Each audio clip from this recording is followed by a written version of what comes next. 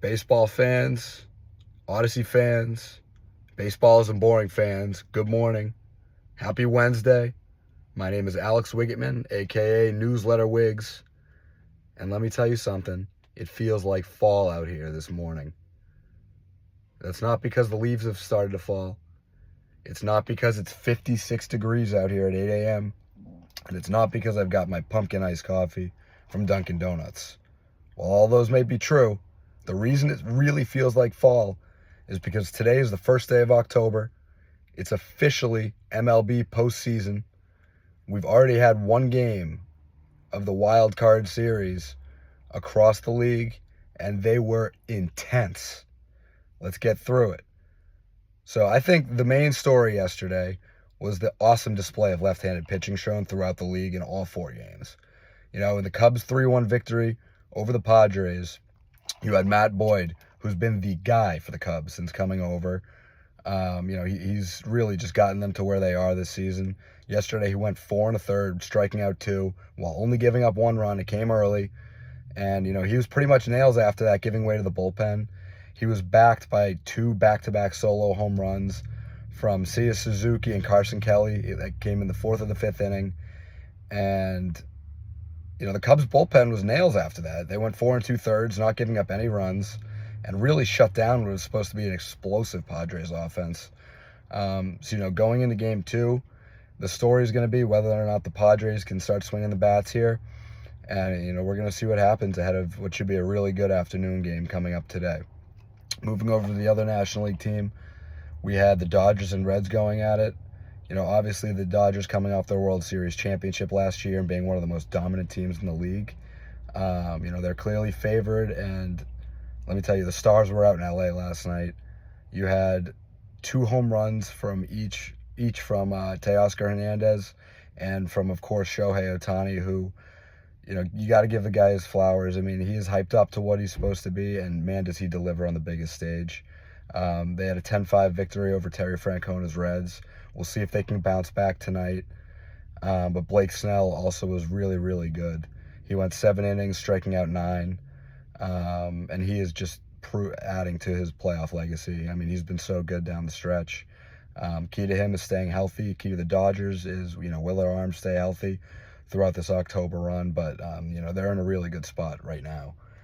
Let's move over to the AL.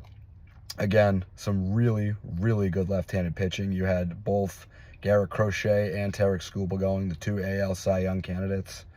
In the first game, the 1 o'clock game with the Tigers and the Guardians, Skubal went 7 2/3, striking out 14 batters, which is absolutely unreal. There's questions about him down the stretch in September being a little rocky. Well, he shut those doubters right up. Giving the Tigers a 2-1 victory, and then giving way to the bullpen, which a little shaky in the 9th. Jose Ramirez ended up getting on third base to lead off the bottom of the 9th, but then was caught in a rundown, which basically ended the game there in the 9th inning for Detroit.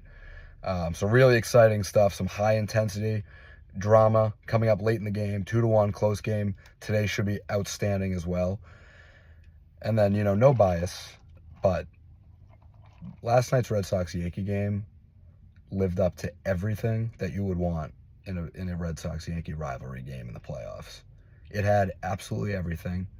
It was tight pitching, pitcher's duel, Fried, Crochet, both of them going through 6 innings. Crochet went 7 2/3, throwing the most pitches he's ever thrown, 117, and his last pitch was 100 miles an hour. He was phenomenal. I mean, if he doesn't win the Cy Young, he's still deserving of one.